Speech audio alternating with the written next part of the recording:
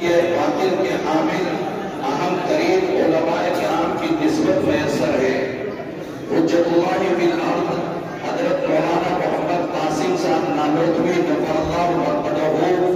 جو دارالعلوم دیوبند اور ان اداروں کے ہندوستان میں معمار اور فانی ہیں، اللہ رب العزت نے ان کی نسبت کو ہندوستان کے تمام ہی مدارس کو عطا فرمائی ہے، برِ صغیر کے مدارس کو عطا فرمائی ہے،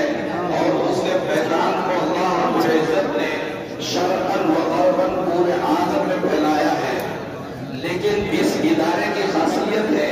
کہ اللہ نے اس نسبت کا تسلسل اس ادارے کو عطا فرمایا ہے۔ حجت الاسلام حضرت مولانا محمد قاسم صاحب نانوتوی نفر اللہ مرقدہ، اور پھر تمام کی شان ہے کہ حضرت فخر الاسلام نفر اللہ مرقدہ،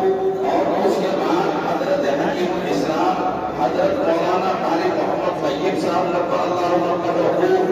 یہ تمام اکابر کی نسبتیں اس ادارے میں جمع ہیں،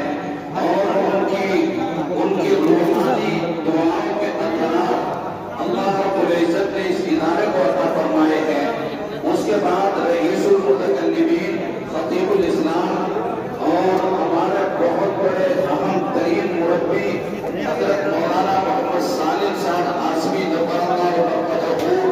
اللہ رب العزت نے ان کی بڑی نسبت ہمیں عطا فرمائی ہے، اور اس ادارے کے لیے ان کی جد و جہد، شبانہ روز محنتیں اور ان کی فکر